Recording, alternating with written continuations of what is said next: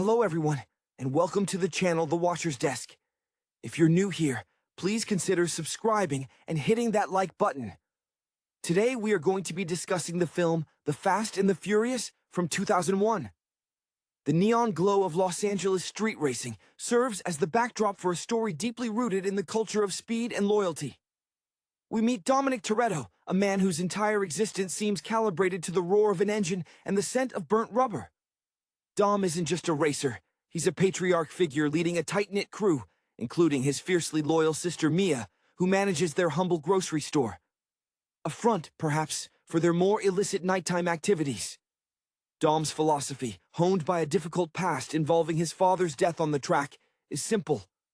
Blood is everything, and you never turn your back on family. Enter Brian O'Connor, a clean-cut undercover LAPD officer, barely out of the academy, thrust into this subterranean world. Brian is smart, driven by a desire to prove himself in a world he fundamentally doesn't understand. His mission is to infiltrate Dom's circle to investigate a string of high-stakes truck hijackings where loads of expensive electronics are stolen mid-drive by skilled drivers executing impossibly dangerous maneuvers.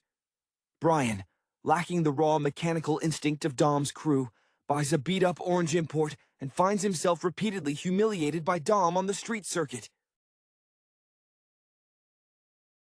This humiliation, however, sparks a grudging respect.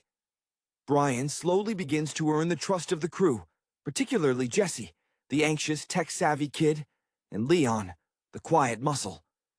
He ingratiates himself with Mia, an attraction sparking almost immediately, despite the professional chasm separating them.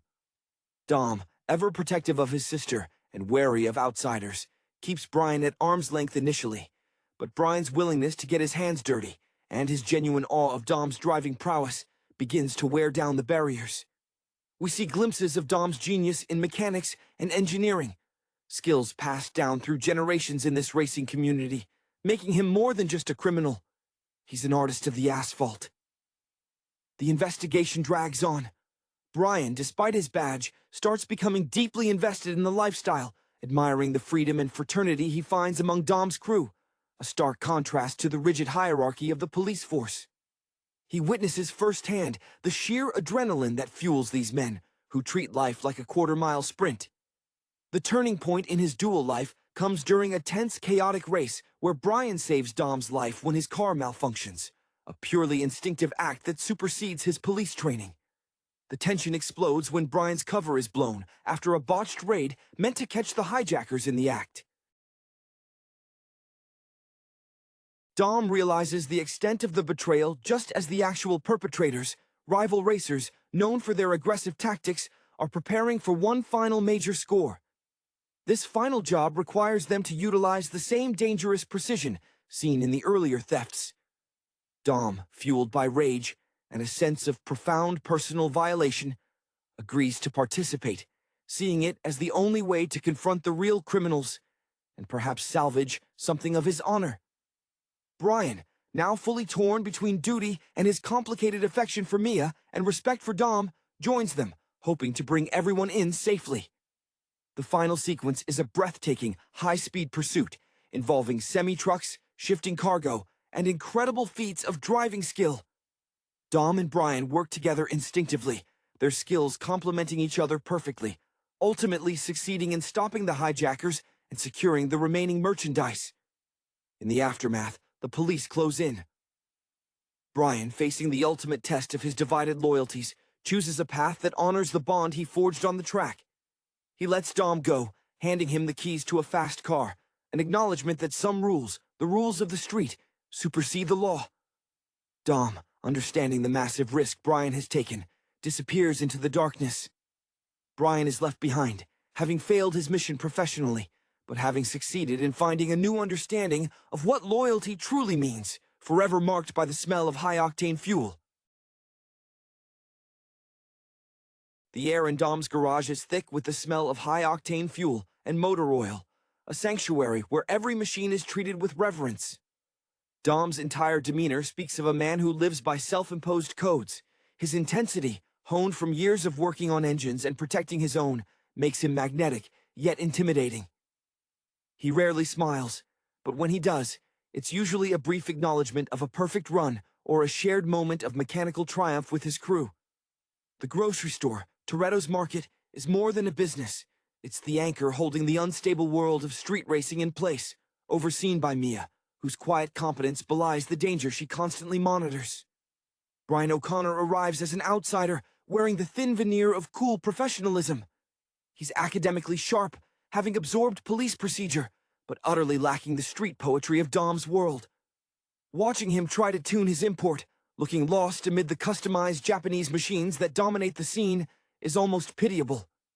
His attempts to impress Dom with technical jargon fall flat against Dom's intuitive, almost spiritual understanding of horsepower. Brian's primary motivation initially is career advancement, a fast track to promotion by cracking a high-profile case that has baffled seasoned narcotics officers. Yet, the track possesses a raw honesty that Brian quickly finds addictive. He sees how Dom commands respect not through a badge, but through sheer capability. The early races are brutal lessons for Brian. He learns that speed isn't about the car's specs on paper, it's about reading the asphalt, the precise moment to shift, the perfect apex. His repeated losses to Dom aren't just defeats, they are initiation rites. The growing bond with Mia introduces the deepest conflict. She sees past the LAPD exterior to the confused young man beneath, someone searching for belonging. Their stolen moments, conversations held over the rumble of idling engines or whispered in the quiet aisles of the market after hours, are fraught with the danger of exposure. Mia embodies the softer side of Dom's life, the potential for a normal existence that Brian, through his connection to her, almost attains. The crew dynamic is fascinating. Jesse, perpetually jittery and wearing oversized glasses, represents the technical future of the sport, constantly tweaking nitrous systems and mapping GPS routes, his anxiety often manifesting in frantic energy. Leon is the silent anchor, a man of few words whose presence reassures everyone that muscle is on standby. For Brian, integrating means participating in petty crimes, the early smaller thefts, which slowly corrode his ethical framework. He begins experiencing the high that comes from successfully defying authority, feeling the collective adrenaline rush when they pull off a risky maneuver. The pivotal shift in Brian's allegiance occurs not during a planned event, but during a moment of sheer panic. When Dom's car sputters and stalls during a dangerous run, Brian doesn't hesitate to use his police training to shield Dom from a catastrophic collision, perhaps even from the hijackers who have started watching them more closely. In that instant, the uniform fades, replaced by the instinct to protect a friend. The eventual realization of Brian's true identity hits Dom like a physical blow. The betrayal is absolute, cutting deeper than any engine failure. Dom's reaction is controlled fury. He doesn't rage wildly, but his quiet disappointment is far more damning, forcing Brian to confront the wreckage of his deception. When Dom decides to go after the truck hijackers, the true villains, it's not for the police, but for revenge and the restoration of his crew's integrity, who were used as cover for the larger operation. The final heist is a visceral display of teamwork forged under extreme pressure. Brian, driving alongside Dom, isn't following procedure. He's executing a synchronized ballet of vehicular warfare against the hardened criminals. He manages to secure the payload, but when the dust settles and the sirens approach, the unspoken agreement between him and Dom hangs heavy in the air. Brian sees Dom, battered but unbowed, and understands that locking him up would be locking up the best part of himself he discovered in this dangerous world.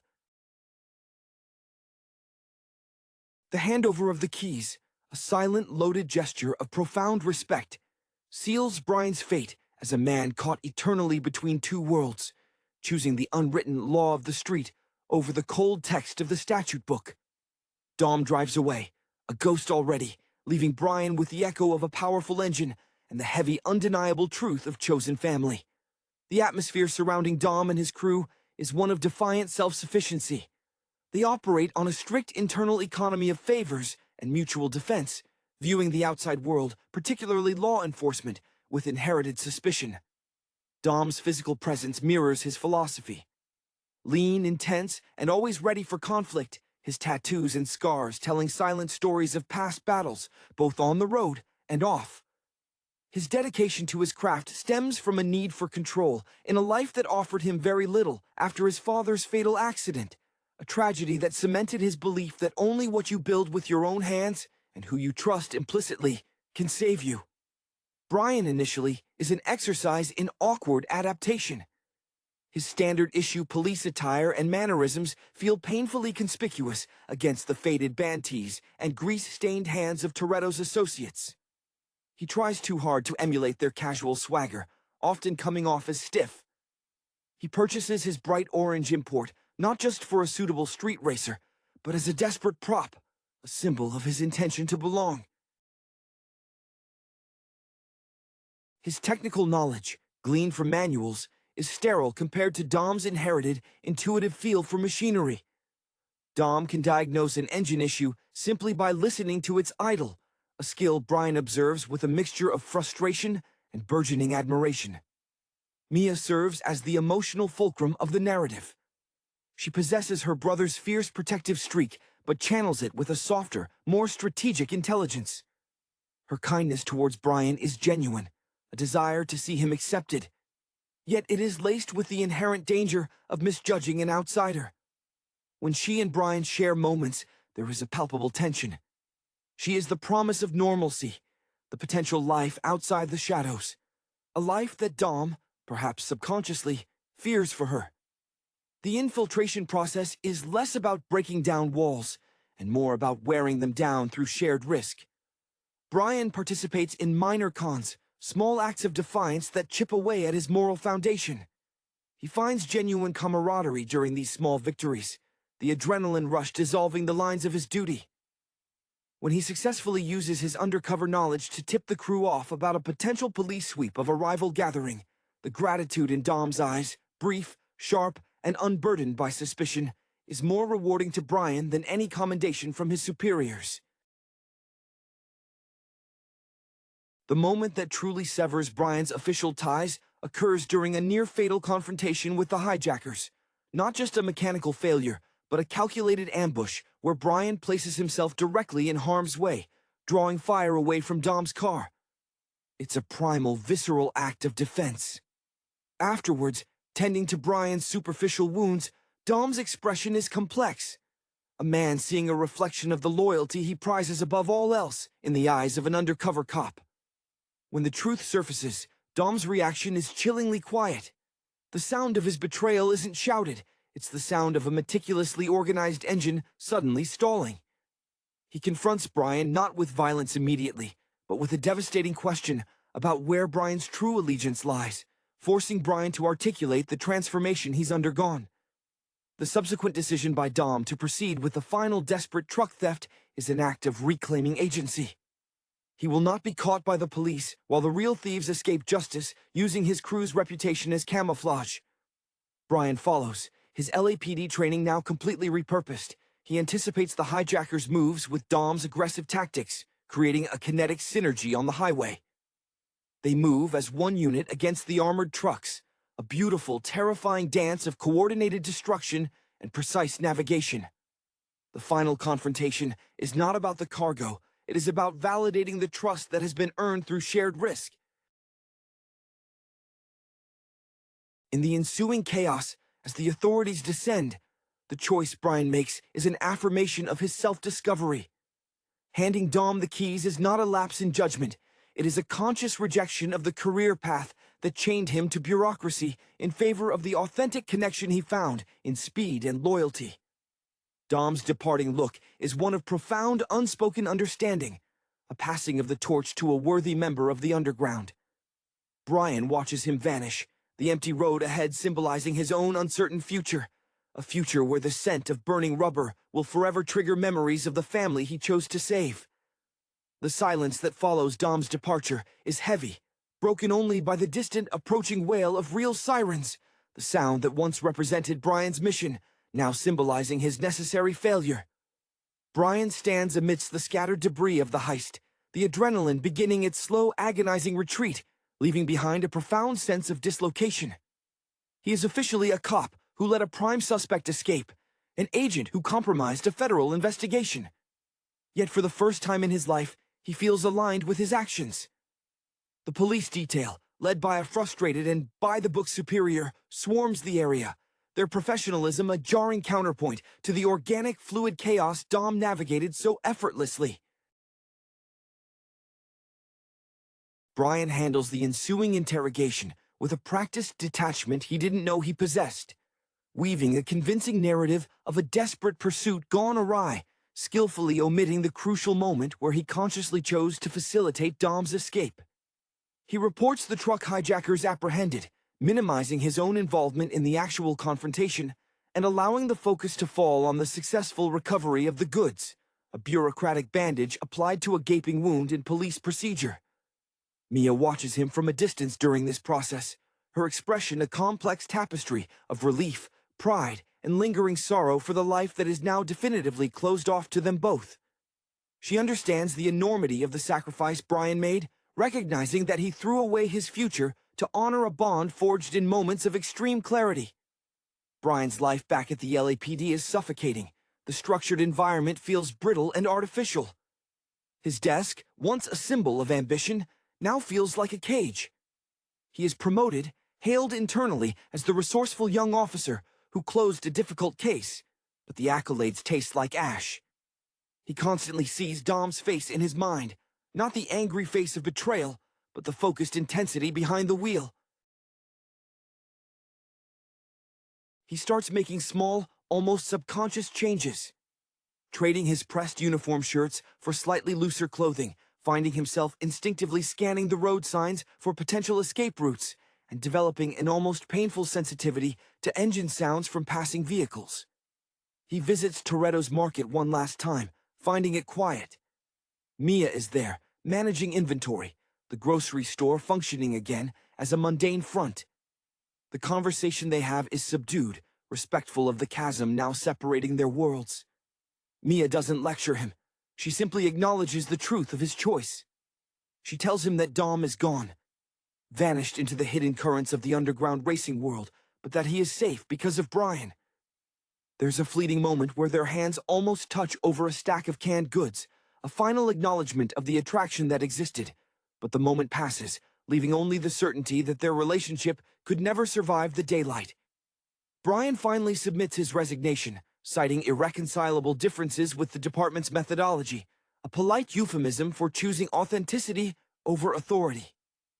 He drives away from Los Angeles, not toward a new assignment, but toward the open road, a pilgrimage of sorts. He modifies his orange import, stripping it down, rebuilding the engine not for paperwork compliance, but for raw, unadulterated speed, attempting to recapture the spirit of the environment he abandoned.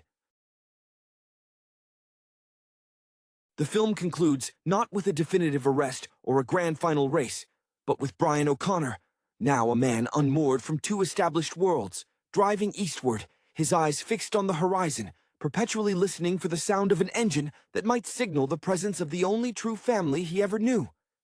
His career is over, but his education in speed, loyalty, and the nuanced definition of justice has just begun. The rearview mirror of Brian's modified import reflects a fading Southern California sun, marking his physical departure, but not his spiritual separation from the world he left behind. His decision to resign is met by his former commanding officer with a mixture of disbelief and professional contempt. The ultimate waste of raw talent, they assume, driven by some juvenile romanticism over a criminal enterprise. Brian accepts the condemnation silently. The sting of their judgment is negligible compared to the guilt he would have carried had he arrested Dom. The promotion he earned now feels like a gilded cage he has successfully escaped, the weight of the badge lifted forever. Back in the familiar, stifling embrace of the LA underground, Dom has become a phantom, instantly dissolving into the vast, decentralized network of racers and mechanics who value discretion above all else. His legend grows in whispered anecdotes, the driver who outsmarted the heat, the man who never compromised his code even when facing down an undercover agent. He moves fluidly, relying on old contacts and the inherent network loyalty that he himself cultivated over years. He is likely miles away, perhaps near the dusty expanses of the Southwest, where the rules of the road are looser and the anonymity greater, always maintaining the necessary mechanical proficiency to blend in or stand out, depending on the immediate need. Mia, left to navigate the aftermath, finds a new strength in the quiet stewardship of Toretto's Market. The store becomes a silent monument to the life they shared. She corresponds with Dom through dead drops and encrypted messages, a lifeline woven through the racing community. Her emotions oscillate between the sorrow of losing Brian to his duty and the profound relief that Dom remains free.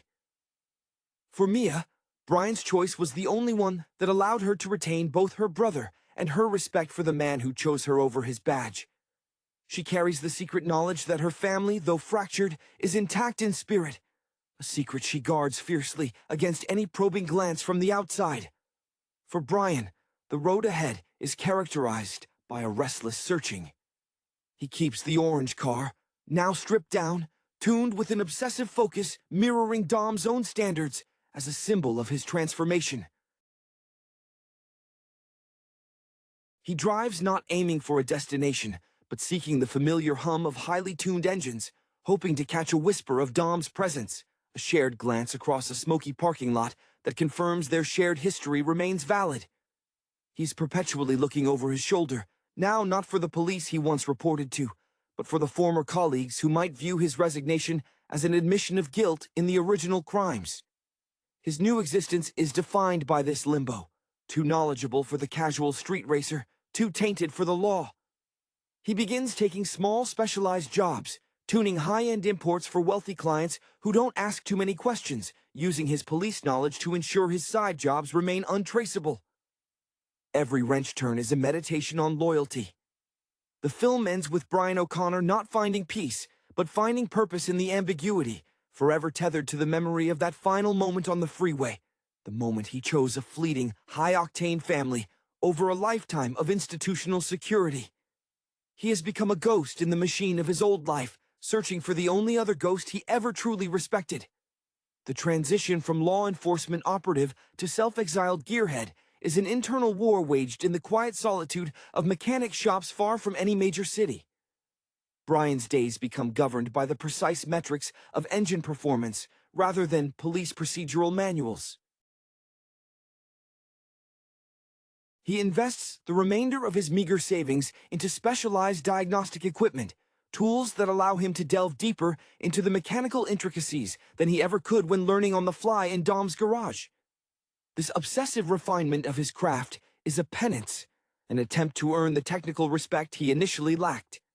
He learns that true expertise isn't just about innate talent or inherited knowledge.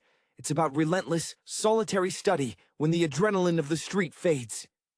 Mia's carefully managed existence continues at Toretto's Market, a silent waypoint in the vast racing network. She begins subtly redirecting any inquiries or rumors concerning Dom toward areas Brian is likely to be traversing, utilizing the undercurrents of information she has always possessed.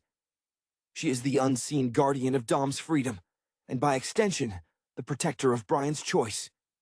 The bond with Brian, though physically severed, remains a delicate thread of shared secrets.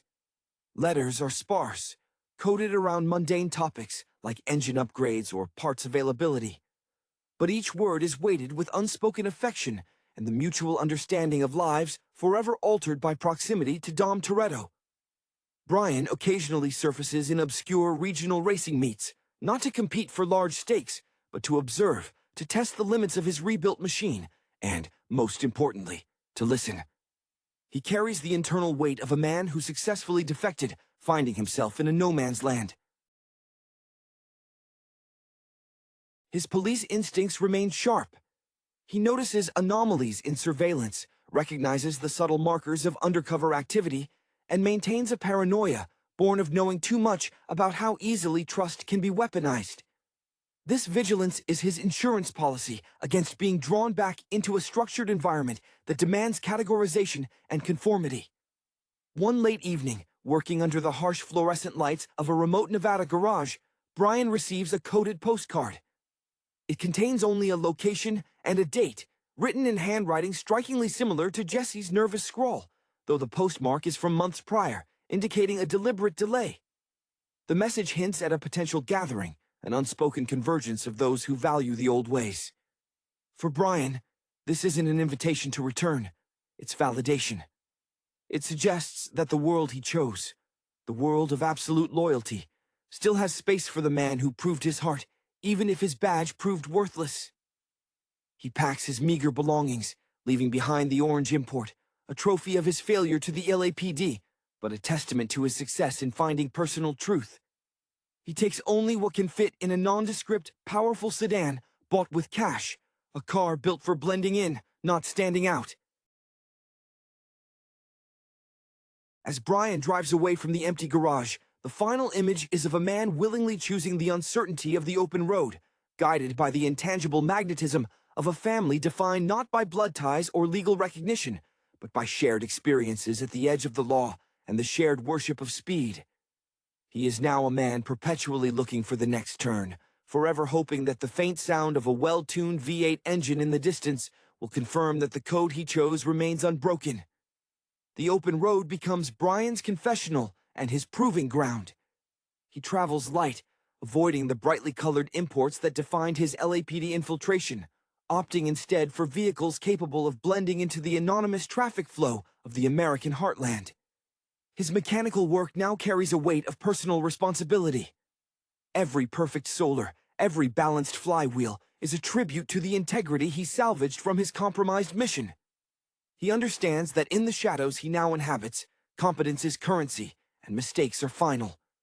He occasionally accepts high-paying, anonymous tune-up jobs for truckers or small-town mechanics, exchanging expert knowledge for cash that allows him to remain perpetually mobile and untraceable. Mia's role transforms into that of the silent, steadfast historian of the underground. She ensures that Toretto's market remains a neutral zone, a place where old runners might briefly stop for supplies, allowing her to passively gather intelligence about Dom's movements without actively seeking him out. Her letters to Brian become less frequent, their coded language tightening with paranoia. She worries not just about Dom's capture, but about Brian being too visible, too easily connected to the Toretto name. She understands that Brian's exile is a necessary consequence of his heroism. He chose honor over institution, and that choice isolates him from everyone, including her. The potential romance they shared is archived, a beautiful what-if stored alongside the memory of their shared fear during the final chase. The postcard, hinting at a convergence, acts not as a direct summons, but as a confirmation that the culture survives. Brian interprets the timing, the significant delay, as a deliberate message from Dom. Stay away until the heat dies down, but know that your sacrifice was recognized. Dom understands the isolating nature of Brian's choice, and by allowing him space, he grants him the only freedom Brian truly craves, the freedom from expectation. Brian's constant surveillance mode kicks in whenever he stops. He observes local police patrols with a detached professional courtesy, seeing them through a new lens, not as allies, but as potential threats to the fragile peace he has negotiated for himself. He is fluent in their patterns now, a language he learned too well in the academy, only to discard it on the freeway. This duality makes him incredibly effective in his current existence, a man who knows exactly how to evade the system he once served. The final leg of his journey leads him toward the sparsely populated areas of the country, where the racing scene is less about flash and neon, and more about sheer mechanical endurance and skill in isolated makeshift circuits. He drives not to win accolades, but to maintain a state of readiness. The narrative closes on Brian O'Connor finding a strange form of internal resolution. He hasn't found a new home, but he has built a new identity upon the bedrock of a single defining act of loyalty. He is no longer chasing promotions or proving his worth to a badge. He is living a quiet, self-imposed exile, perpetually listening to the engine sounds, a language he finally understands perfectly, hoping to one day hear the unmistakable signature roar that tells him his family remembers him. Brian's self-imposed isolation breeds a profound sense of clarity regarding the nature of true power. He realizes that the authority vested in a badge is fleeting, dependent on procedure and public perception, whereas the authority held by Dom, the power to command loyalty, to engineer performance, and to survive on personal merit is immutable.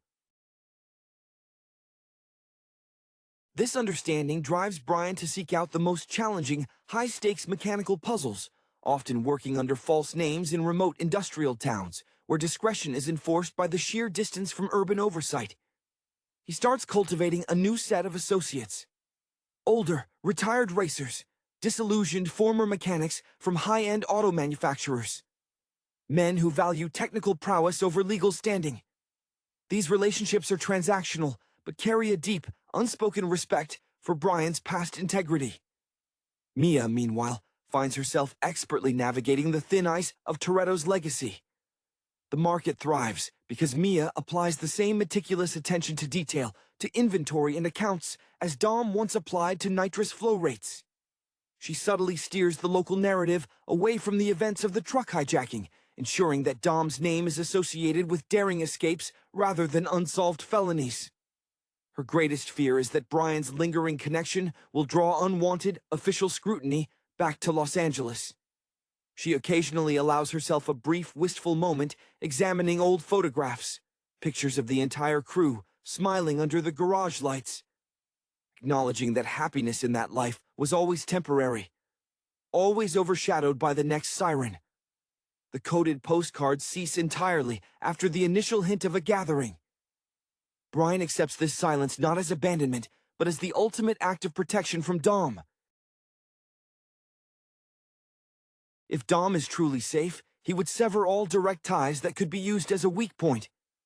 Brian uses this silence as motivation to push his own boundaries, accepting a highly risky job tuning a prototype dragster in the sparsely populated salt flats of Utah, a place where performance records are set outside the purview of regulatory bodies.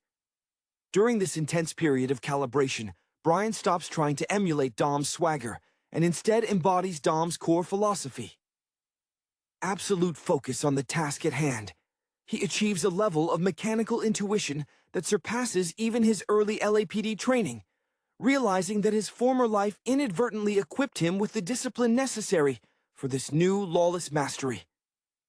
His driving style transforms. Gone is the flashy, aggressive overtone of his early undercover days, replaced by a smooth, ruthlessly efficient approach. He drives defensively, anticipating errors in others long before they materialize. Utilizing every inch of the road with the detached precision of a sniper. This new competence grants him a small degree of internal peace. He is no longer the rookie trying to fit in. He's a craftsman carving out his own space in the fringes. The end of Brian's self-imposed exile is not marked by a reunion, but by a subtle acknowledgement from the fringes. While testing the dragster late one night under a canopy of desert stars, a single, unfamiliar, powerful engine appears on the horizon, accelerating rapidly towards him before pulling alongside. It's dark, indistinct, but the engine note, a specific high-compression growl Brian hasn't heard since Los Angeles, is unmistakable. The other driver doesn't slow, doesn't flash lights, and doesn't pull over to talk. They simply run alongside for a measured half-mile, matching Brian's peak speed in a silent, shared declaration of competency, before the other car effortlessly pulls away, vanishing into the vast desert darkness as quickly as it appeared. Brian doesn't chase. He smiles, a genuine, relaxed smile that has been absent for years. He knows the message. He is still seen. He is still respected. And the code holds. He has earned his place in the shadows, a solitary sentinel of speed, forever connected to the family that lives only in the roar of the next engine. Brian lets the desert dust settle around his now stationary vehicle, the silence after the Phantom Challenger departs being surprisingly comforting rather than empty. That brief, high-speed acknowledgement was the only validation he truly needed. It wasn't a plea for him to return, nor an invitation to join a new crew. It was a salute from the Brotherhood, a recognition that the man who walked away from the badge carried the essence of their ethos within him. He now understood that Dom's world didn't require physical presence. It required adherence to the spirit of loyalty, and Brian had proven himself capable of maintaining that spirit in solitude. He sells the prototype dragster. The money is secondary to the knowledge gained, and uses the funds to purchase a sturdy, unremarkable pickup truck, deliberately moving away from the flashy performance cars that attract attention.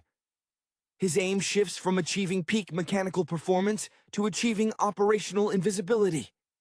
He begins seeking out environments where speed is a utility, not a spectacle, remote logistics operations, high-altitude test sites, places where skilled driving is necessary for safety rather than glory. This new phase sees him applying his nuanced understanding of vehicle dynamics to navigation through treacherous terrain, effectively using his skills to disappear from the grid. Mia, reading the subtle shift in the underground chatter, the lack of recent queries about Dom, the general sense of stability, sends Brian one last carefully constructed message, embedded in a business ledger detailing an unusually large shipment of specialized engine coolant. The message is brief. The market is steady. Keep moving. It is the closing word on their relationship, a release from the burden of shared anxiety. She has accepted that their connection exists in the abstract, in the continued safety of her brother, and she permits herself a quiet sense of pride in the man Brian became when he chose integrity over career. She doesn't mourn the romance, only the lost potential for a simpler life they could never have shared anyway. Brian drives east, finding a peculiar satisfaction in the anonymity. He occasionally encounters the same type of individuals who ran the truck hijackings, men obsessed with high-yield, low-risk crime, and he watches them with clinical detachment, noticing the same fatal flaws in their planning that Dom always pointed out. He is now an observer of the game from the outside, possessing all the knowledge but none of the immediate risk. His former life as an LAPD officer grants him insight into the coming investigations into the older cases, allowing him to preemptively alter his trajectory whenever police activity flares up in an area he recently passed through. He is his own shadow, constantly covering his tracks. The film settles on Brian not as a fugitive, but as a free agent operating by self-defined moral parameters. He stops looking for Dom's engine note in the distance. He has integrated the lessons, the necessity of family, the supremacy of personal honor, into the foundation of his daily life. He is seen working late in a small rented workshop in the American Midwest, applying meticulous care to the engine of a beat-up classic muscle car, an artifact of a different era of speed. He isn't hiding, he is simply existing outside the boundaries that others use to define success or failure. Brian O'Connor, the cop who failed his assignment, has finally succeeded in building a life on his own terms, a silent testament to the profound, irreversible influence of Dominic Toretto on his soul. The speed remains his language, but loyalty is now his sole master. The rhythmic clang of metal against metal in Brian's quiet workshop becomes the new soundtrack to his existence. He works with a focused intensity, a deliberate effort to keep his mind engaged and his hands occupied. Understanding that stillness allows the ghosts of his former life to crowd in. He prefers working on older, simpler machines. These vehicles demand an honest understanding of mechanics, lacking the complex electronic redundancies that he distrusts, the very systems he was once trained to rely upon. He treats each restoration not just as a job, but as an exercise in controlled creation, building something reliable from disparate parts, an inversion of the way he felt his own life was shattered and then reassembled. Mia, through the market's coded communication channel, passes on a single crucial piece of information months later. Dom has resurfaced briefly, operating under a new identity several states away, working in large-scale salvage and demolition, physically demanding work that keeps him anonymous and utilizes his brute mechanical strength. The news is delivered without fanfare, merely an observation about the changing market price of heavy-duty steel. Mia subtly conveys that Dom is settled, not hiding in fear, but deliberately occupying space where his skills are necessary, but his past is irrelevant. This information brings Brian a quiet sense of closure. Dom is thriving on his own terms, which is the greatest confirmation of Brian's choice. Brian makes a conscious decision to cease active searching. He recognizes that trying to intersect with Dom's path again would be a betrayal of the trust established by the final silent passing of the keys. True loyalty, he understands now, is often demonstrated by respecting boundaries. He cleans out his small savings account, liquidating his assets not for a grand purchase, but to establish several small, untraceable escrow accounts under shell corporate names. A safety net built with the meticulous planning of a former law enforcement officer, now deployed in service of his own continued freedom. He takes a job supervising the transport logistics for a specialized heavy equipment company, moving valuable components across state lines. This requires him to spend weeks on the road, driving powerful, unremarkable trucks. He excels at anticipating road closures, judging the structural integrity of lesser-known routes, and navigating bureaucratic checkpoints with practiced ease. He isn't racing for thrill. He is mastering the art of unimpeded movement, turning the necessity of travel into a demonstration of his newly integrated skill set. The discipline of the cop merged with the intuition of the street racer. One evening, stopping at a roadside diner miles from any major highway, Brian notices a familiar, though older, black muscle car parked subtly in the shadow of the lot. A machine with subtle, almost undetectable modifications that only someone intimately familiar with Dom's style would recognize. As Brian pays his bill, he glances toward the car. A figure sits inside, obscured by tinted windows, but the posture, relaxed yet alert, is achingly familiar. Brian walks to his truck, throws his bag in, and drives away without acknowledging the presence. He doesn't look in his mirror. He doesn't need to. He knows the figure didn't follow. It was merely a silent waypoint, a confirmation that the network persists, and that he, Brian O'Connor, remains a known, respected variable within that silent equation. He accelerates onto the interstate, the engine note steady and strong, no longer searching for a specific family, but carrying the spirit of that found family forward into his solitary future. Brian's existence settles into a rhythm dictated by self-reliance and the unspoken geography of the underground. He moves through the logistical world with the quiet competence of a man who knows exactly how much slack to give before a rope snaps. His current work, managing the movement of high-value industrial equipment, utilizes his strategic thinking, the ability to plan multiple contingencies, but applies it to the mundane realities of shipping manifests rather than police sting operations. This low profile is his most prized possession, earned through the sacrifice of his career and his relationship with Mia. Mia continues to anchor Toretto's market, an island of stability in the chaotic currents of their shared past. Her primary focus shifts to ensuring that any mention of Dom or Brian is immediately neutralized within their old circles. She learns to read the slightest tremor in the local undercurrents, acting as an early warning system. The market itself becomes a place of quiet pilgrimage for a few trusted older associates of Dom's, who treat Mia with a respect born of understanding the cost of loyalty. She carries the emotional weight of both men, finding strength in the knowledge that both chose honorable paths, however divergent those paths became. The coded correspondence dwindles to nearly nothing, which Brian interprets as a sign of flourishing success for Dom. He understands that a truly safe exile requires silence. Brian begins channeling his innate competitive energy into mastering complex, off-road endurance driving competitions, held in far-flung, privately owned tracts of land. These events are small, fiercely technical, and judged only by the few seasoned veterans present. He enters under yet another pseudonym, the orange car long gone, replaced by a rugged, heavily modified four-wheel drive vehicle built for reliability over flash. Here, he earns technical acclaim, not for winning prize money, but for the sheer consistency and near-flawless execution of incredibly difficult maneuvers, a demonstration of pure disciplined skill honed by having to anticipate threats from all sides. During one such competition, deep in the arid plains, Brian is approached by an older man, a legendary mechanic known only as Ghost for his ability to disappear after a job. Ghost doesn't ask Brian about his past. He simply examines the engine Brian built. Ghost taps a specific spot on the manifold and nods slowly. "Clean," he murmurs, the highest compliment in that world. He then slides a folded, worn photograph across the workbench, a faded Polaroid of Dom, Jesse, and Leon, crowded around a sputtering engine bay, all laughing.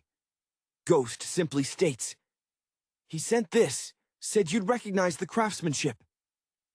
He doesn't elaborate, doesn't ask for anything. He just leaves the picture and walks away. This is the final confirmation Brian needs. The message is one of continuity and acceptance. Dom acknowledges Brian's isolation, but confirms that his integrity remains recognized by the core group. Brian carefully tucks the photograph away, not as a source of sadness, but as a tangible reminder of where his true allegiance lies. He realizes that his career as a lawman was a detour, a necessary education that ultimately prepared him for this life of principled freedom. He continues his drive eastward, not chasing Dom, but walking the parallel path he forged for himself, a path paved with respect, earned not through adherence to the law, but through the steadfast, unforgiving demands of speed and unwavering chosen family. The inaugural entry into what would become a globe-spanning cinematic phenomenon, The Fast and the Furious, 2001, operates on a fundamentally American landscape of aspiration, rebellion, and the intoxicating allure of speed. At its core, the film is a surprisingly effective modernization of the classic undercover cop narrative, transposed onto the neon-drenched, testosterone-fueled world of illegal street racing in early 2000s Los Angeles. Dominic Toretto, portrayed with simmering intensity by Vin Diesel, is the gravitational center of this universe. He is not merely a racer. He embodies a specific, romanticized vision of the outlaw mechanic, inheriting the mythos of James Dean and the blue-collar defiance embodied by Marlon Brando in The Wild One. Diesel's performance leverages his nascent screen presence, a blend of stoicism and explosive vulnerability.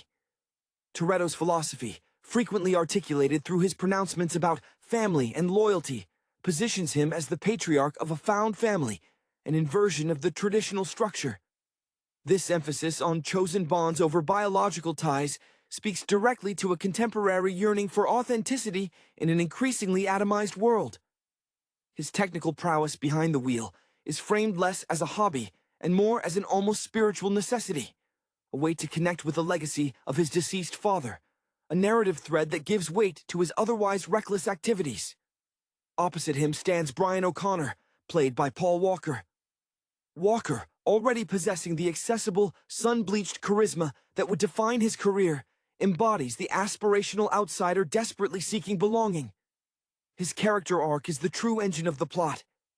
The FBI agent infiltrating the scene, who gradually succumbs to the very culture he is meant to dismantle. This narrative tension is familiar, the cop who goes native, but it is energized here by the visceral authenticity of the racing sequences.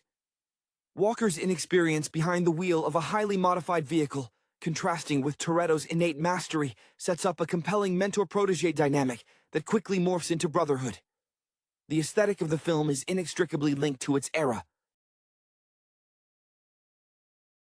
The soundtrack pulses with nu metal and early 2000s hip-hop, while the visual language is dominated by glossy car modifications, underglow, oversized spoilers, and specialized performance parts.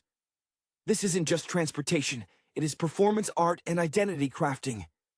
The cars themselves, particularly the iconic green Mitsubishi Eclipse and the sleek black Dodge Charger, function as extensions of the driver's psyches. The technical jargon, nitrous oxide systems, drag times, torque, lends an air of technical credibility to the spectacle, grounding the otherwise melodramatic elements. Director Rob Cohen, whose career leaned heavily into action. Thrillers such as Daylight masterfully translates the kinetic energy of street racing to the screen. The racing sequences are shot low and fast, emphasizing centrifugal force and proximity. Unlike later installments, where physics becomes increasingly negotiable, the early film retains a grounded sense of danger. The risk of catastrophic failure is palpable. The film's enduring success lies in its ability to successfully merge these disparate elements. The gritty procedural of police work, the romance of automotive obsession, and the search for familial connection. It establishes the foundational thematic grammar that the franchise would expand upon. The idea that true commitment is demonstrated not through legal allegiance, but through shared risk and mutual defense. It serves as a highly polished, yet emotionally accessible introduction to a world where the rulebook is written in rubber on hot asphalt. The emotional core of the film resides in the delicate balance of trust and betrayal inherent in Brian's assignment. As he spends more time embedded with Toretto's crew, Mia, Toretto's fiercely protective sister, provides the romantic complication. Brian begins to experience a genuine kinship that conflicts directly with his professional obligations. Paul Walker portrays this internal conflict subtly. His initial stiff posture melts away as he genuinely participates in wrenching on cars, sharing beers, and the intense camaraderie that forms after a successful heist or race. He finds a sense of purpose outside the rigid structure of the FBI that his previous life lacked, realizing the thrill Toretto possesses isn't just about adrenaline, but about belonging to something tangible and immediate. Mia, played by Jordana Brewster, acts as the vital bridge between the two worlds. She is aware of the danger surrounding her brother's life, but chooses allegiance to him above all else. Her initial fascination with Brian is rooted in curiosity about the outsider who manages to gain her brother's trust, but this evolves into a genuine, albeit complicated, affection. Her presence anchors Toretto's protective instincts, his constant refrain about looking out for family, underscores the fragility of their existence on the edge of legality. The character of Johnny Storm, though secondary, is crucial in representing the competitive toxicity that exists alongside the loyalties. Storm embodies the reckless, entitled rival, serving as a necessary foil to Toretto's measured, albeit dangerous, sense of honor. The inevitable confrontation between Toretto and Storm at the climax of the racing sequences is less about winning money and more about defending Toretto's established hierarchy and reputation within the community, a reputation built on respect earned through superior skill and unwavering dedication to his code. The film cleverly frames the heists, the stealing of electronics from semi-trucks, not just as criminal activity, but as acts of high-stakes engineering. These sequences require meticulous timing, detailed knowledge of vehicle capabilities, and absolute coordination among the participants.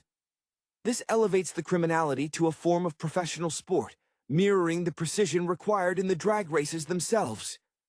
It solidifies the group's identity as highly skilled professionals operating outside the accepted economic framework, choosing self-reliance over corporate structure.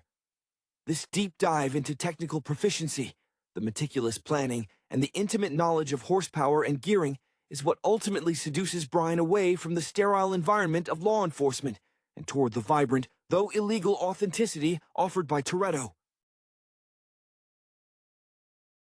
The final act, where Brian makes the choice to save Toretto rather than arrest him, is the ultimate confirmation of the film's thesis.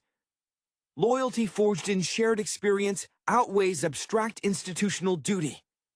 The lingering residue of the film is the palpable sense of kinetic energy that permeates every frame, suggesting that speed is a form of therapy for these characters. Beyond the high-octane spectacles, there is a quiet vulnerability, particularly in Toretto's fixation on automotive relics from his past. The recurring motif of the father who died behind the wheel during a race, a trauma Toretto never processed conventionally, is the hidden engine driving his obsession with control and velocity. This backstory, sparingly revealed, gives depth to his otherwise machismo-laden persona, transforming him from a simple street hood into a tragic figure constantly trying to outrun fate. The act of meticulously maintaining and modifying engines becomes a form of meditation, a direct dialogue with his memory. The technical aspects of the filmmaking strongly reinforce this emotional landscape. Cinematographer Erickson Core utilizes deep shadows and saturated colors, especially the vibrant blues and reds of the neon city lights, reflecting off polished chrome, creating a world that feels simultaneously hyper-real and dreamlike. This visual stylization elevates the mundane backdrop of suburban Los Angeles streets into a theatrical arena, where personal battles are fought with horsepower. The editing during the races is famously quick, yet there is always just enough frame time dedicated to the drivers' faces, a quick bead of sweat, a narrowing of the eyes, to ensure the audience remains tethered to the human stakes involved, rather than just the mechanical ones. When Brian finally confesses his true identity to Mia, The emotional fallout is significant precisely because the audience has witnessed his gradual assimilation. Walker plays this moment not with smug satisfaction, but with genuine anguish. He has succeeded professionally, but failed personally, having irrevocably damaged the only authentic connection he's made in years. His decision in the final moments, allowing Toretto to escape on the final stretch of highway, handing him the keys to a car he won honestly, is the culmination of his character arc. It is an admission that the rules of the street, founded on personal honor, hold more moral weight for him now than the regulations enforced by the state. This act of letting go symbolizes Brian choosing his personal code over his career trajectory, a definitive statement on the film's core belief system. That true freedom lies in self-determination, even if that determination exists in the shadows of legality. The final shot, leaving Toretto speeding off toward an unknown future, solidifies the franchise's commitment to this anti-establishment ethos, promising that the pursuit of connection, speed, and personal honor will always supersede closure. The film's influence extends beyond its narrative structure, deeply embedding itself in the burgeoning tuner culture of the early millennium. This was not merely a backdrop, it was a language.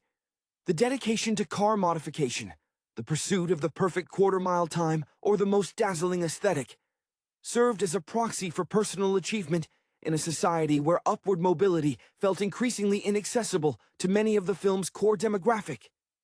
Every customized spoiler, every precisely tuned intake manifold represented an investment of time, money, and self-worth. This subculture provided a tangible sense of mastery that the conventional world denied them. The casting choices, particularly Diesel and Walker, were crucial to this success. Diesel, drawing from his background in independent filmmaking, notably Strays, brought an intensity that suggested a deep, almost philosophical commitment to his chosen path. His Toretto is a man whose entire belief system is externally focused. His strength is measured by the strength of his crew. Walker, meanwhile, possessed an inherent likability that allowed the audience to forgive Brian's deception easily. His journey is one of decoding a foreign culture, and Walker's relatable confusion initially aligns us with the FBI's perspective, making his eventual conversion all the more effective and believable. He doesn't just admire the speed, he craves the visceral, immediate community that surrounds it. Furthermore, the film subtly critiques the rigid structures of traditional American success. The police, represented by the somewhat caricature-like antagonists, are shown as inherently bureaucratic and lacking imagination, unable to comprehend the skill and dedications inherent in the racing scene. They see delinquency. Toretto and his crew see engineering excellence and brotherhood. This dichotomy frames the street racers not as simple criminals, but as highly specialized professionals functioning outside the accepted economic system, choosing self-determination over corporate servitude. The adrenaline rush of the heists and races acts as a potent antidote to the perceived mundanity of conventional employment. The soundtrack, curated by figures like director Rob Cohen, was equally important in establishing the film's identity. The aggressive energy of bands like Papa Roach and Limp Bizkit provided the auditory equivalent of nitrous oxide, a sudden, forceful injection of energy that perfectly matched the visual spectacle of cars launching off the line. The integration of music wasn't incidental. It was woven into the emotional fabric of the tension building before a race or the release felt after a successful escape, solidifying the film as a definitive cultural artifact of its specific moment in time. A loud, vibrant declaration of youth identity played out at 150 miles per hour. The legacy established by this first chapter hinges on its commitment to the idea that true authority is earned through competence, not conferred by badge or title. This foundational principle allows the franchise to continually reinvent itself while retaining a core emotional anchor. Toretto's quiet, almost Spartan code: never leave a man behind, always respect the machine and family above all, becomes a marketable philosophy that resonates far beyond the confines of illegal street racing. It taps into a universal desire for clear-cut ethical boundaries in a morally ambiguous world. The film masterfully positions illegality as a byproduct of superior skill rather than the primary goal. They are criminals, because the legitimate avenues for their expertise, master mechanics, expert drivers, logistical planners, do not offer the same scope for visceral expression or genuine reward. The visual iconography surrounding Toretto is carefully constructed to reinforce this mythology. His preference for older, muscular American iron, specifically the heavy Dodge Charger, contrasts sharply with Brian's initial reliance on Japanese tuner technology. This is more than a simple rivalry between car cultures. It symbolizes Toretto's grounding in a rugged, almost artisanal tradition, while Brian represents the slick, technologically proficient newcomer. The Charger, perpetually under repair and rarely finished, mirrors Toretto's own internal state, powerful, deeply rooted in history, but perpetually a work in progress, haunted by the past, but always capable of incredible speed when pressed into service. This deliberate visual contrast ensures that the characters' affiliations are readable even before dialogue confirms them. The film's success was less about inventing a new genre and more about perfecting the alchemy of transplanting established archetypes, the brooding outlaw, the conflicted novice, into a thrilling, oil-soaked new setting, effectively capturing the restless energy of the turn of the millennium. The sheer visceral thrill of the initial street race sequences established a benchmark for automotive cinema that subsequent, more fantastical entries would struggle to maintain the gritty authenticity of. Rob Cohen's direction ensured that the audience felt the strain of the G-forces and the close calls. The cars didn't just move quickly, they felt heavy, dangerous, and fragile under extreme duress. This focus on tangible risk is what allowed the emotional weight of Brian's betrayal to land so heavily. When he chooses to save Dom rather than secure his arrest, it is not merely a narrative convenience. It is the logical endpoint for a character who has traded the abstract security of the badge for the concrete loyalty of the garage. The handshake and the silent nod between the two men in the final moments speak volumes, signifying an understanding that transcends official jurisdiction. Brian has effectively been initiated, having proven his allegiance through an act of professional self-sacrifice. Vin Diesel's command over the screen, even when sharing limited dialogue, resides in his physical presence. The set of his jaw, the controlled intensity in his eyes when contemplating engine failure or betrayal. He embodies a protective instinct so fierce that it borders on the possessive. Mia is not just his sister, she is the tangible evidence of the family he fights to maintain. This intensity provided the necessary ballast against Walker's more open, emotionally transparent performance, ensuring that Toretto remained an imposing, almost mythic figure, defined by his actions rather than extensive exposition. He is the immovable object against which Brian, the unstoppable force of the law, must eventually yield. Ultimately, the film functions as a potent myth about belonging. It posits that if the established structures of society fail to recognize or reward your unique talents, your ability to push machinery beyond its perceived limits, then the only honorable path is to create your own structure, bound by unbreakable, self-imposed laws of respect and mutual aid. The Fast and the Furious captured a very specific cultural moment where rebellion was aesthetically packaged in custom body kits and powered by high-octane fuel, offering an accessible, thrilling escape route for young audiences grappling with the impersonal nature of modern life. The film's enduring resonance lies in its powerful articulation of the immigrant ethos, even within an ostensibly American context. Toretto's world is one built from scraps, loyalty, and the rigorous mastery of specialized, often undervalued skills. A narrative echo of those who find success outside traditional corporate ladders. His obsession with reliability and precision in his mechanics work contrasts sharply with the ephemeral nature of the money they acquire, suggesting that Toretto values tangible creation over fleeting wealth. This reverence for craftsmanship mirrors the dedication seen in real-world artisans and dedicated laborers who find profound meaning in their highly specialized, hands-on vocations, often feeling alienated from more abstract, white-collar professions. The garage becomes a sanctuary, a place where status is determined by demonstrable skill with a torque wrench rather than academic credentials. The internal conflict experienced by Brian O'Connor is fundamentally about choosing which form of mastery to pursue.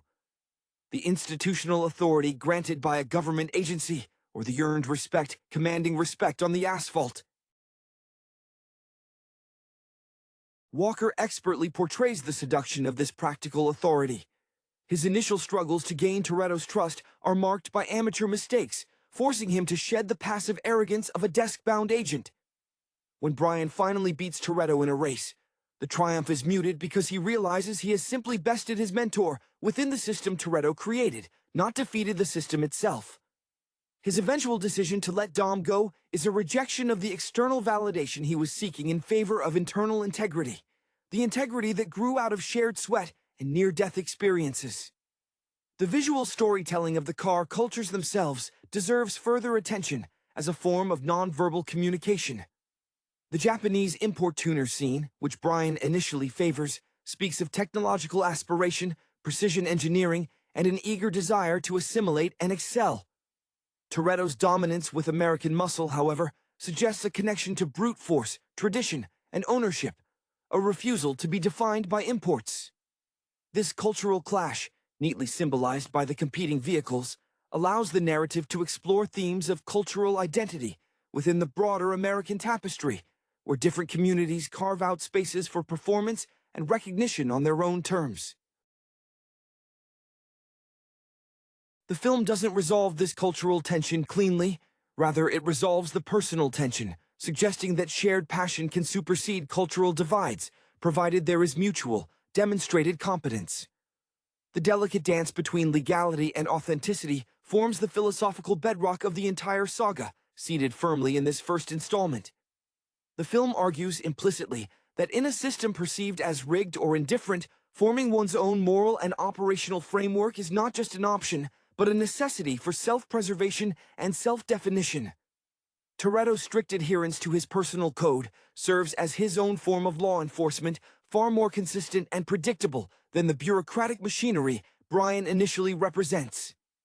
This is powerfully illustrated in the small gestures, Toretto ensuring that the truck heists are executed without physical harm to the drivers, or his insistence on fair competition when money is on the line, demonstrating a higher ethical standard within their lawless domain. The underlying emotional current driving the crew is a deep-seated fear of exposure and loss. For Toretto, this family unit is the only successful structure he has managed to build since the tragedy involving his father. Every risk taken is a risk to this fragile equilibrium. This explains his hypervigilance, which Brian initially mistakes for simple aggression. Walker, in turn, must navigate the constant threat of pulling the trigger on his own conscience.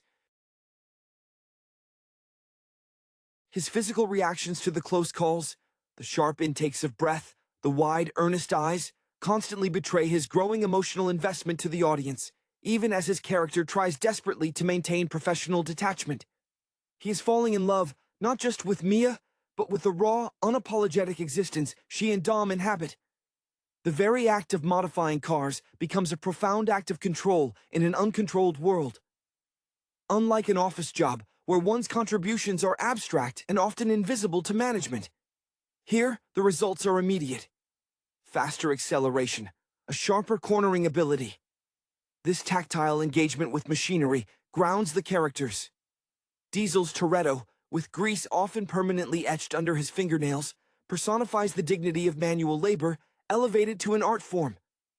His mentorship of Brian is less about teaching him to drive fast, and more about teaching him to trust his instincts and the machine completely, a lesson that ultimately applies to trusting his own burgeoning moral compass over his FBI training. The final race, therefore, is not just about a rivalry. It is the ultimate examination of whether Brian has truly internalized the Toretto doctrine of loyalty over paperwork. His passing the torch, literally handing over the keys to a winning vehicle, seals his transformation from agent to ally, choosing a future defined by open road and shared risk over institutional security. The lasting impact of the film is heavily predicated on its successful establishment of a cinematic language for mechanical obsession, one that blends technical specificity with high-octane emotional stakes. The attention to detail in the vehicle specifications and the mechanics of the modifications, the nitrous purge, The importance of tire grip, the precise sequencing of a clutch dump, was not merely set dressing.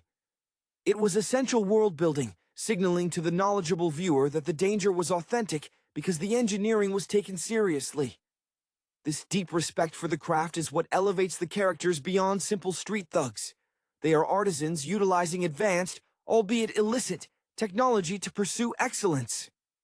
The visual style, favoring practical effects where possible, ensures that the impact of collisions and the sheer velocity feel weighty, grounding the melodrama in real physics. This contrasts starkly with later franchise entries, where the laws of physics become highly negotiable in service of spectacle. Here, the danger is visceral because the mechanics feel plausible. Furthermore, the film subtly captures the generational shift in American masculinity prevalent at the turn of the century. Toretto's stoicism and physical presence align with older archetypes of quiet strength, rooted in family obligation and mechanical aptitude. Brian, however, represents the newer, more adaptable form, comfortable with emerging technologies, the imports, and possessing the necessary polish for social navigation, traits that make him an effective infiltrator. Their eventual partnership is a synthesis of these two forms of masculinity. The traditional, deeply loyal foundation embodied by Dom, fortified by the adaptable, strategically savvy nature embodied by Brian. The conflict between them is a microcosm of a larger cultural negotiation over what defines masculine success. Is it stoic adherence to tradition or flexible adaptation to new challenges? The film ultimately suggests that both are required for survival and fulfillment, provided they are united by a shared code of honor. The dynamic established between Dom and Mia is also critical, functioning as the film's emotional tether to domestic stability. Mia is the guardian of the domestic space that Dom fights to protect. The garage, the shared meals, the moments of quiet camaraderie away from the police lights. Her willingness to look past Dom's illegal activities for the sake of the bonds they share provides the template for Brian's own eventual prioritization. She is the constant reminder that the life they lead, while thrilling, is inherently unstable and requires deep, reciprocal commitment to remain viable. Her presence domesticates the adrenaline addiction, transforming the crew from a gang into a surrogate family unit whose survival depends on emotional cohesion as much as mechanical skill. This foundation of familial devotion is what makes Brian's final decision to let Dom escape such a monumental act of personal transformation. He is choosing the warmth of that surrogate family over the cold, hard objectivity of his career. The early 2000s setting allowed the film to tap into a unique cultural confluence. The mainstreaming of hip-hop culture and the explosion of accessible, customizable performance automobiles. The aesthetics, the glossy paint jobs, the aftermarket wheels, the vibrant neon of the underglow lighting were potent signifiers of identity for a youth demographic often feeling marginalized or ignored by mainstream consumerism. These cars were not just transportation. They were mobile declarations of self-worth and economic agency, achievable without a traditional college degree or corporate ladder climbing. This cultural specificity is what gave the narrative its sharp edge. The stakes felt intensely real because the rebellion was so visibly and audibly expressed through the modifications. The dedication required to maintain these machines, the late nights spent tuning, the precise budgeting for the next performance upgrade, mirrored the discipline Toretto demanded from his crew during heists, forging a cohesive identity around shared technical mastery and risk assessment. Paul Walker's interpretation of Brian O'Connor is particularly noteworthy for its subtlety in portraying a man willingly shedding a carefully constructed professional identity.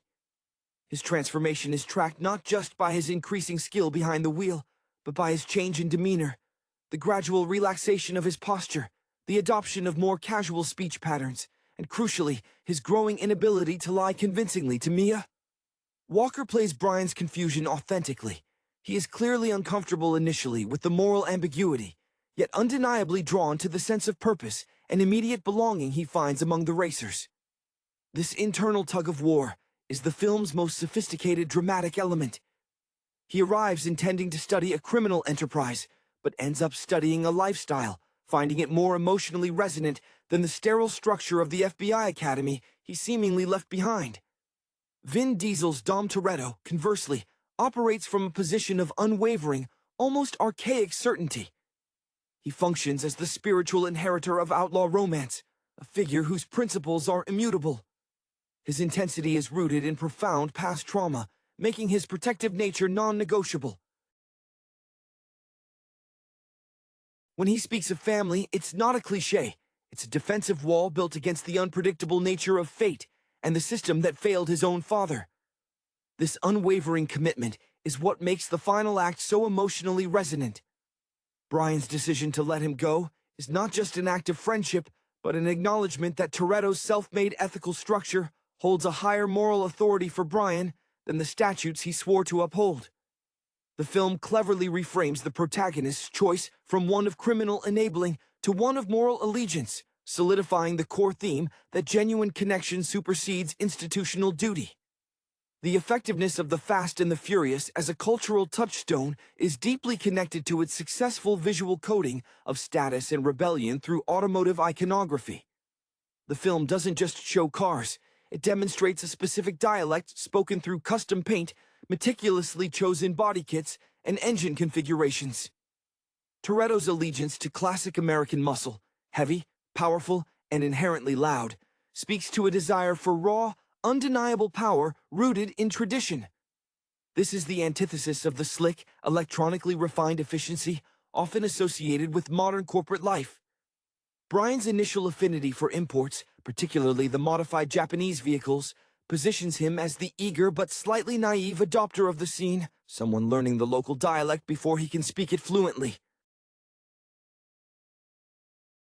The physical juxtaposition of these two vehicle philosophies in their garages visually represents the tension between the established outlaw hierarchy and the integrating outsider. The mentorship aspect, centered on the mechanical skills, is where the most intimate character development occurs. When Toretto teaches Brian how to truly feel the machine, to listen to the engine rather than just read the gauges, he is transferring a form of embodied knowledge that the FBI could never teach. This practical, hands-on education demands vulnerability and trust, forcing Brian to shed the detached observer role. The grease under the fingernails, the shared exhaustion after pushing a car to its limit, these are the rituals of initiation that break down the agent's reserve. This process validates Toretto's worldview. True mastery is earned through sacrifice and tangible effort, not through theoretical study. This dynamic elevates the simple act of repairing a car into a metaphor for personal redemption and belonging. Moreover, the supporting characters, though less developed, are crucial in establishing the texture of this alternative society. Characters like Vince and Jesse, though ultimately disposable in the larger narrative scheme, represent the intense, almost familial commitment Toretto demands. Vince's quick temper and fiercely territorial nature highlight the inherent instability of a structure based purely on personal loyalty rather than legal scaffolding. Jesse's tragic, untimely end serves as the narrative's sharpest reminder of the real-world costs associated with their chosen lifestyle, injecting a necessary dose of pathos that justifies Brian's ultimate moral pivot. His death forces Brian to see the human toll of the pursuit, shifting the stakes from professional success, arresting Dom, to ethical preservation, saving the found family. This blend of kinetic action, underpinned by genuine emotional stakes, ensured that the film resonated far beyond the immediate appeal of fast cars, laying the groundwork for a saga obsessed with the preservation of chosen kinship against external forces. The film's narrative structure is a classic infiltration thriller, overlaid with the emotional language of a coming-of-age drama, a duality that allowed it to appeal to both action enthusiasts and those seeking narratives of belonging. The atmosphere surrounding the Toretto household is deliberately cultivated to feel warm, bustling, and slightly chaotic. A stark contrast to the sterile, muted tones of Brian's FBI safe houses and precinct offices. This visual contrast underscores the film's central thematic conflict: the warmth of authentic, if illegal, community versus the cold procedural isolation of institutional duty. Mia, as the keeper of this domestic warmth, acts as the primary lure for Brian. Her affection is intertwined with her fierce protection of Dom. Loving Brian means accepting the risk associated with her brother, thereby forcing Brian to weigh his professional mission against the possibility of achieving the genuine connection he clearly craves. Jordana Brewster plays Mia with a quiet strength that belies her relative youth, exhibiting an almost parental awareness of the constant danger hovering over her brother. Her initial probing of Brian isn't interrogation, it's an assessment, delivered with a knowing vulnerability that appeals directly to Brian's desire to be seen as more than just an agent. When she is ultimately drawn to Brian, it's because he demonstrates the same capacity for loyalty and risk-taking that she admires in Dom. Yet he approaches it with a slight hesitancy, a sign that he hasn't yet surrendered entirely to the outlaw code.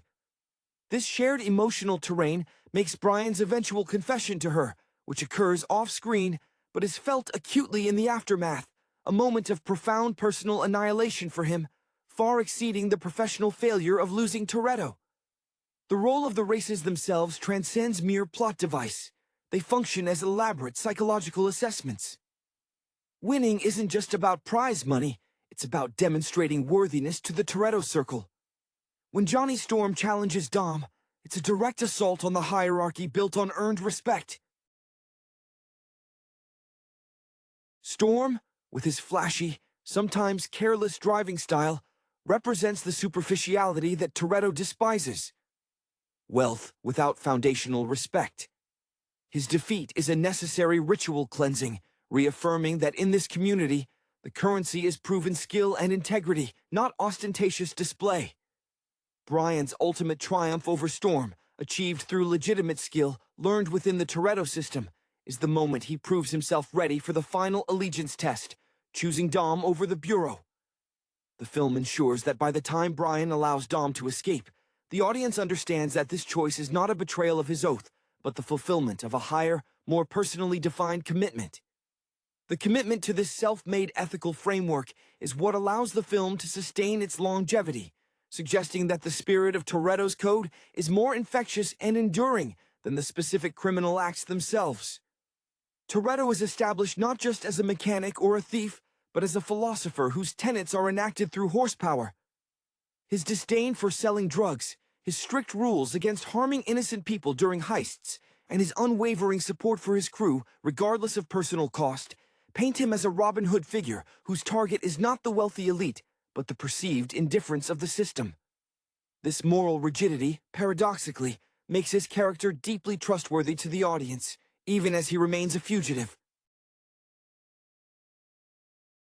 The performances further emphasize this internal architecture of belief.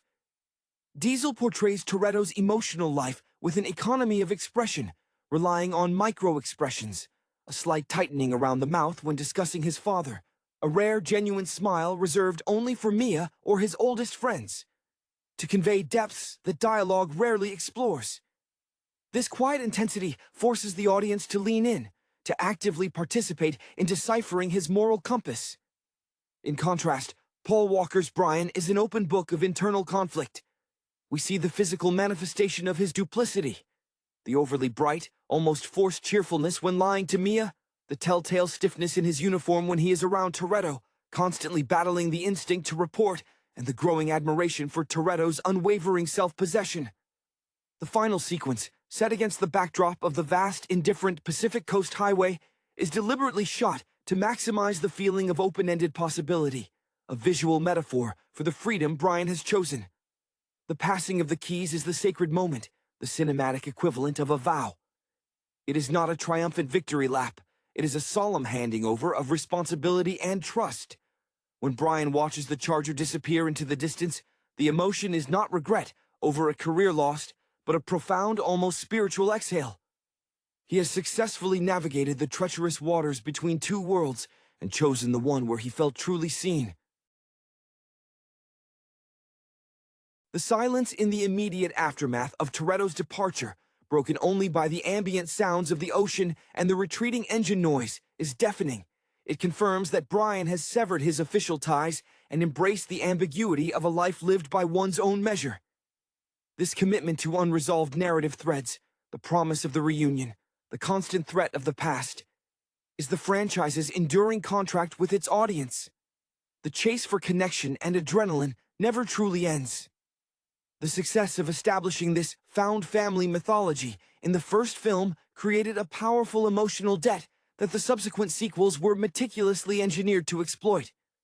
The franchise realized that the true engine of its appeal was not the cars themselves, but the high-risk emotional stakes placed upon familial loyalty. Toretto's mantra, "I don't have friends, I got family," became the literal non-negotiable law governing every high-stakes operation that followed. This elevated the concept of loyalty from a mere character trait to a narrative survival mechanism. If you break the code of family, the universe itself seems to conspire against you, leading to consequences far more devastating than a jail term, namely isolation and betrayal. The introduction of more complex globe-trotting scenarios in the sequels only served to stress test this core familial bond. As the scope broadened from the dimly lit garages of Echo Park to international heists, the emotional currency remained the same. The constant threat of losing one of their own to external, often shadowy, governmental or criminal entities. Dom Toretto evolved from a local kingpin into a mythological figure whose primary motivation was defensive, protecting the perimeter of his chosen kin. Diesel mastered the art of conveying immense, barely suppressed grief and rage, often communicating more through a strained silence or a thunderous command than pages of dialogue, particularly whenever a direct threat was leveled against Mia or his child in later installments. He becomes the immovable, grieving patriarch, forever haunted by the specter of his father's death and terrified of repeating that legacy of loss. Brian O'Connor's arc, though seemingly completed in the first film's ending, becomes narratively essential as the bridge between the two worlds. His initial defection to the side of family grants the audience permission to believe that the Toretto Code can be adopted by the morally upright. Walker brilliantly played Brian's internal strain in the early subsequent entries, the subtle wince when he has to lie to a former superior, the almost desperate need to prove his commitment to Dom through increasingly reckless acts of heroism.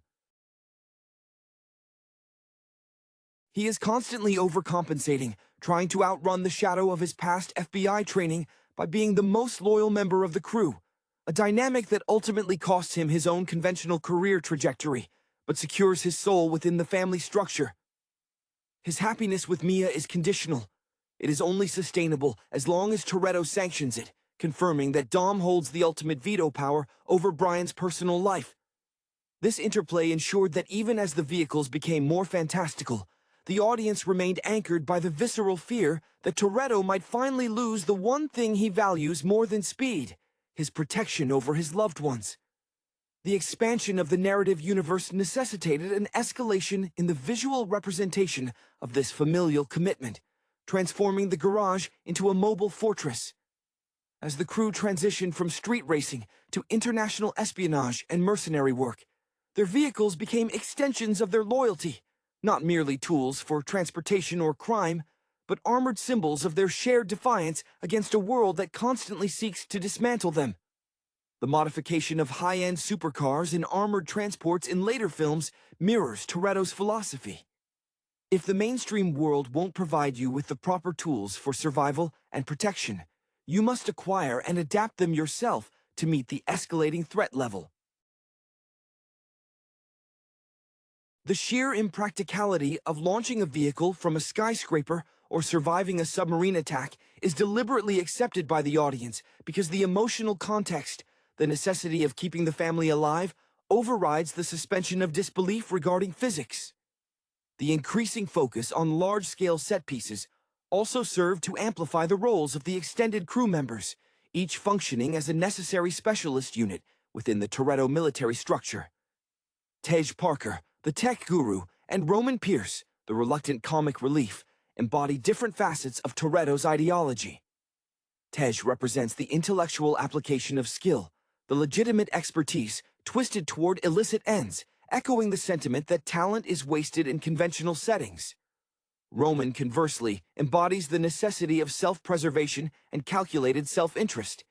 Yet he is repeatedly tethered by his deep, if frequently grumbled, affection for the core unit.